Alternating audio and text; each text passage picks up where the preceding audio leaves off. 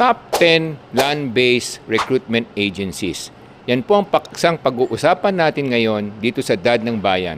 Ito nga po pala si Michael Sai, ang inyong Dad ng Bayan. Ilocano Defenders para sa lahat. Pag sinabi po natin mga land-based recruitment agencies, ito po yung mga recruitment agencies na naghahanap ng mga manggagawa at ng mga profesional na maaring magtrabaho sa ibang bansa. Sila yung mga kinikilala na ng ating mga pamahalaan at ng iba't ibang sangay ng ating mga kababayan para nang sa ganon matulungan sila na mabigyan ng trabaho sa ibang bansa. Bakit napakahalaga ng mga recruitment agencies? Dahil sila ay nakakatulong mabigyan ng trabaho ang ating mga kababayan, lalong-lalo na napakarami sa ating mga kababayan ang walang mga trabaho. O kung meron man trabaho, kulang ang kinikita dahil sa mga part-time workers lang sila o mga freelancers lamang sila. So yan po ang kahalagahan ng mga land-based recruitment agencies. So talakayin natin, bakit natin kinakailangan magkaroon ng mga manggagawa sa iba't ibang bansa? Kasi nga dito sa ating bayan, kung titingnan natin, mahigit kumulang mga 3 milyon ang walang trabaho sa ating mga bansa na pwede magtrabaho at may kakayahan magtrabaho. At meron ding humigit kumulang 15 milyon na part-time workers or freelancers lamang na naghahanap din ng permanenteng trabaho. Kaya pansamantala, makakatulong ang mga recruitment agencies dahil marami nangangailangan sa iba't ibang bansa.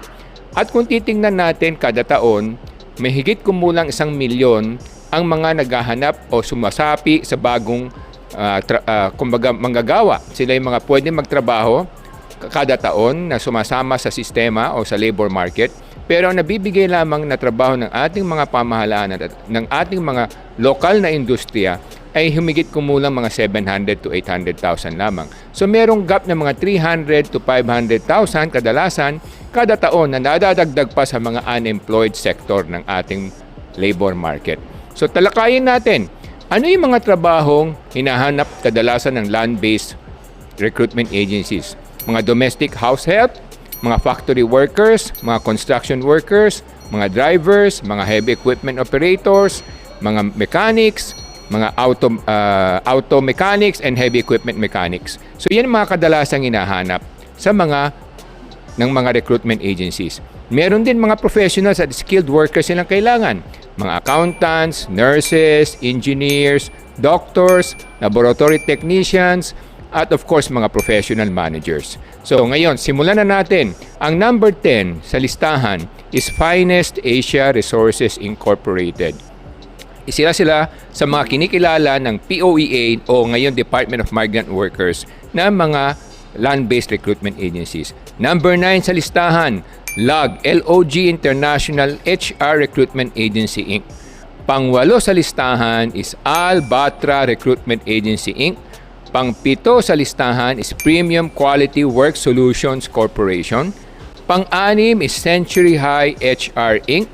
Pang-5, A&W International Manpower Services Specialist. Hindi po ito A&W Restaurant. A&W International Manpower po ito. Pang-4 sa listahan is 10th Story Placement Agency. Pangatlo is EDI Staff Builders International Inc. Isa na rin sa pinakamatagal na nagbibigay ng mga trabaho sa ating mga magagawa sa overseas jobs. And pangalawa is IPAMS, isa rin niya sa pinakasikat na mga recruitment agencies. And number 1 sa listahan na ating nakalap sa ating mga nasagap na datos, Everbest Overseas Employment Agency Inc. So yan po mga kababayan ang top 10 land-based recruitment agencies na maaaring makatulong sa inyo na mabigyan kayo ng trabaho sa iba't ibang bansa kung kayo ay nagnanais na makapagtrabaho doon at gusto nyong kumita ng mas malaki dahil kulang ang inyong kinikita rito o wala kayong mahanap na trabaho dito sa ating bayan. Yan lamang po mga kababayan. Marami pong salamat. Ito po si Michael Sai, ang inyong Dad ng Bayan.